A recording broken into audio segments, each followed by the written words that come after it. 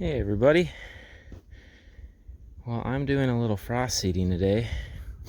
I'm going to be frost seeding some of some of the drag trails from the logging in the woods, and I'm also going to bolster the clover plots we already have established with some additional seed.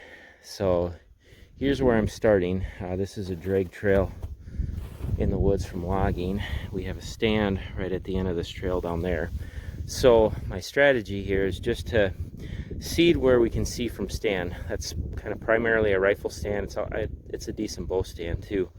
But I'm seeding this trail where I can see it off stand. It drops down right here.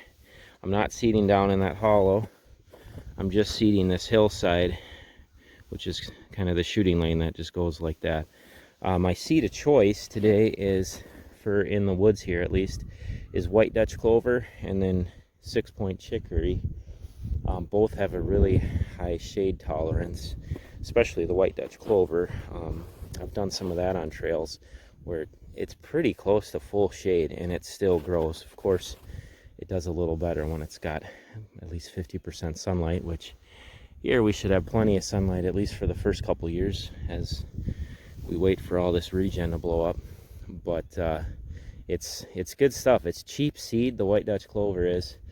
Chicory's not cheap, but the deer definitely still hit it. So here I've already frost seeded this area, and you can see down there, you can see the seeds sitting right in the snow. So that's what's nice about frost seeding onto snowpack, is that you can see your seeding rate. And today it's going to get 50 degrees, so I actually think all the snow will be gone by the end of the day. And there's maybe a ½ inch to an inch crust, so I'm not too concerned about runoff with the little amount of snow that's left. I think it'll work perfect where that sun just leaches it right into the soil. But of course we'll see when August comes around. But I've never really had issues with runoff with this little bit of snow. I've frost seeded onto 6 inches before, and I had issues with that. So it's kind of nice having this little crust of snow, just so you can see your seeding rate.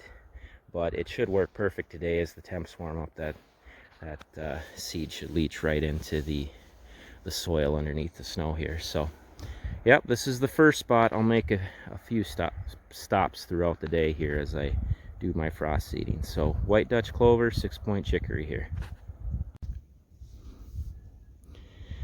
All right, so here's a situation where I'm going to frost seed into an existing clover plot. This one did okay last year. It needed to be mowed a little earlier than it was. The annual weeds kind of took it over. And that's a great way to control weeds in a clover plot, is to mow your annual weeds before they go to seed, because if you do that, then obviously they won't be coming back the next year. But we didn't quite get to that, so we'll probably still have some annual weeds popping up in this one. But it needs a good overseeding of some clover. Last year I put, I think it was Ladino, I don't know if I put any white Dutch in this one. Ladino and chicory, maybe some jumbo Ladino in here. This year I'm going to actually overseed some Alice clover. I was going for Ladino when I went to the local co-op, and they didn't have any Ladino on hand, but they said they had Alice clover, and I looked it up, and it kind of looks like it's essentially an improved Ladino. It had some high forage quality and almost looked like it maybe is even more palatable. So I'm going to try some Alice clover in here. That's what I got, 10 pounds of it, and I'll be overseeding that in here in a couple other plots. But yeah, same concept. Going in, I'm just going to try bolster this plot a little bit by frost seeding the clover in, and it should leach right in as the snow melts. And a quick shout out too, just to the local co-ops.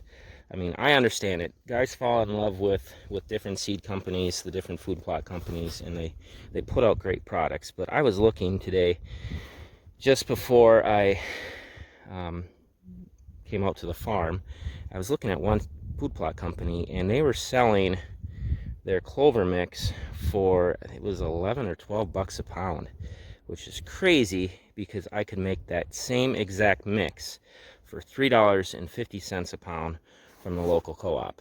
And I get it, the food plot companies need to make money, but you also got to understand these co-ops are selling seed to farmers, and it's the farmer's livelihood that this is good seed. So when I compare the seed tag of what these co-ops are selling as compared to what's being sold by these food plot companies, I'm not seeing any difference. And when you think of like ladino clover is ladino clover. It doesn't matter what distributor is selling it. So I mean, you can definitely buy from food plot companies. I've bought from them in the past, but I always check with my local co-op first, because I mean, sometimes it's a third of the price. And if you're working on a budget like a lot of us are, I mean, that's a huge savings. And one other beef kind of with food plot companies, when they do these mixes, a lot of times they're mixing annual clovers with perennial clovers, and annual clovers are cheaper seed, and they definitely have a purpose and they're attractive to deer, but your annual clover is likely going to pretty much peter out by year 2. I mean, it might go to seed that first year if you let it, and you might get a little bit of regrowth that second year, but for sure after year 2 it's done. So you're just going to have to frost seed that much more seed into your established food plot to keep that clover plot going if you have a mix of annuals and perennials. And I just don't like doing that. I'd rather do all annuals and all perennials than mix the two. And it is a savings to the food plot companies when they mix those two, because annual clovers are cheaper seeds. So yeah, so always consider your local co-op when you're buying seed, because like I said, I mean, if you look at the seed tag, it's, at least at our co-op, it's phenomenal stuff. All right, time to keep at it.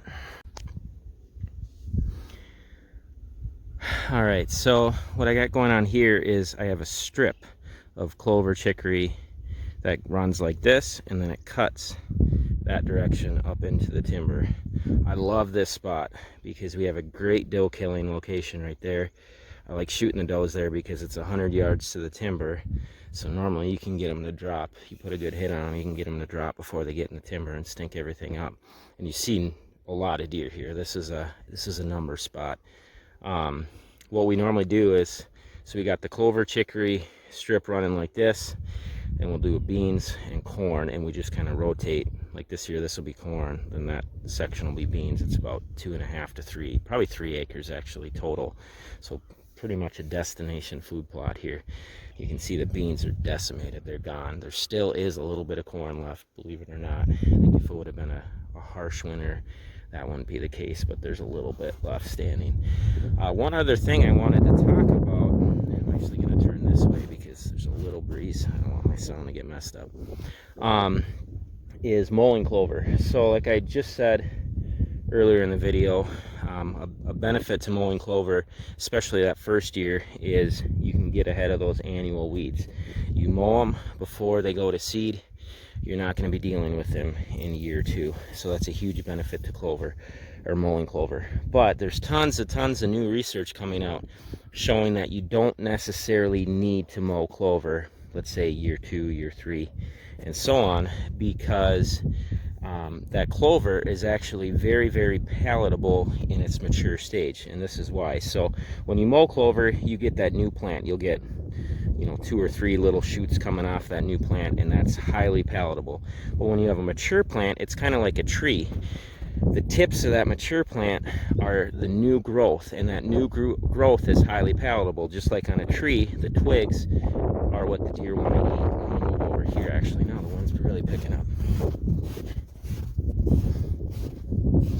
So yeah, so that new growth on that mature plant is highly palatable. So you actually have very nutritious forage, and you have a much more a higher tonnage yield, because that new plant obviously has tons of new shoots coming out at the end where that new growth is.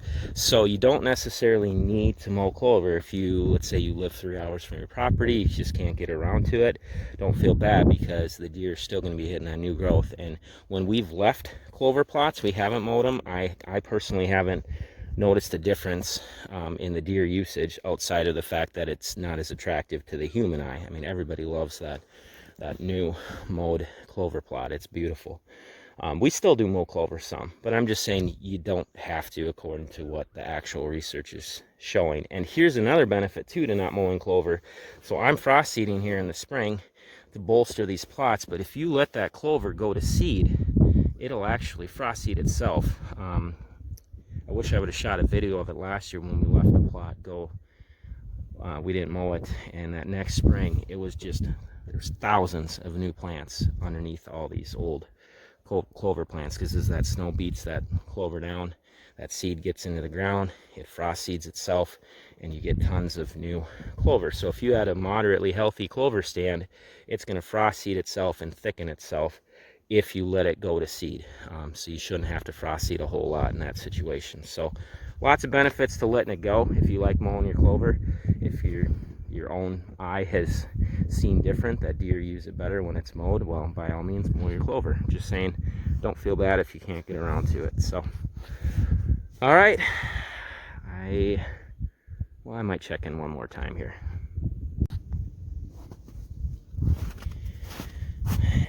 All right, so here is a kind of a transition area I seeded. I got a trail cutting that way. Threw my white Dutch down, and the main part I seeded is this drag trail from logging that goes that way. And again, I wanted to keep my seeding within range of a bow stand, which is right there.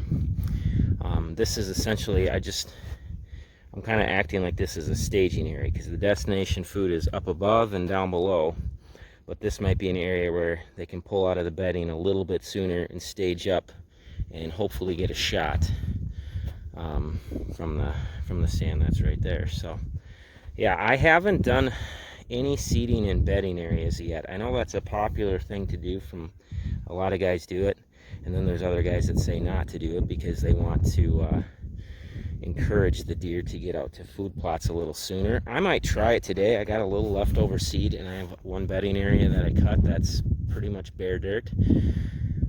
So I think I'm going to try it, but my apprehension has been the fact that I want the deer to have a lot of incentive to get out to these staging areas, get out to the food plots well within daylight. And my worry is if I put too much green food in the timber, that they're gonna hold up.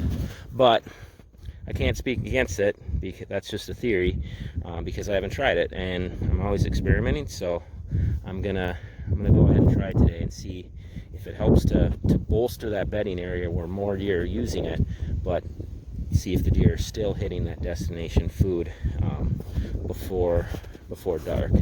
And I've made a cognizant effort to try hunt food plots less in the last few years. I've only ever shot one buck on food plots with my bow. Every other shot attempt I've had or killed or buck I've harvested has been in these types of transition areas.